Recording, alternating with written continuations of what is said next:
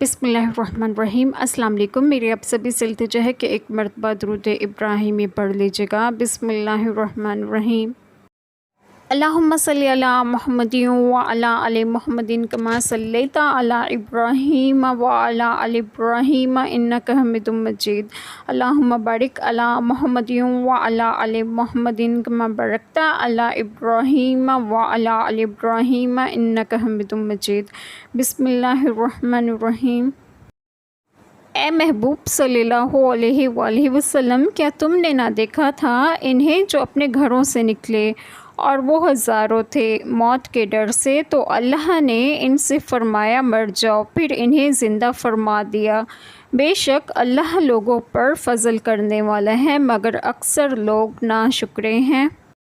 بسم اللہ الرحمن الرحیم۔ آج جو بات میں آپ لوگوں سے ڈسکس کروں گی وہ یہ ہے کہ بنی اسرائیل کی ایک جماعت تھی جس کے شہروں میں طاعون ہوا تھا، تو وہ موت کے ڈر سے اپنی بستیاں چھوڑ بھاگے اور جنگل میں جا پڑے۔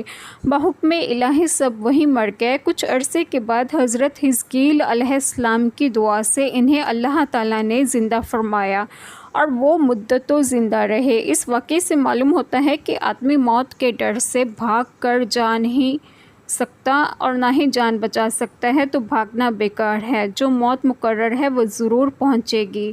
بندے کو چاہیے کہ رضا الہی پر راضی رہے۔ مجاہدین کو بھی سمجھنا چاہیے کہ جہاد سے بیٹھ رہنا موت تو دور نہیں کر سکتا، لہٰذا دل مضبوط رکھنا چاہیے۔ اللہ تعالیٰ ہم سب کے تمام گناہوں کو معاف فرمائے اور ہمیں صراط مستقیم کی راہ پر گامزن کریں، اور آپ سب کو آپ کے گھروں میں خوش و خرم رکھیں اور صحت و تندرستگی بھی دیں۔ آمین۔ جزاک اللہ خیر۔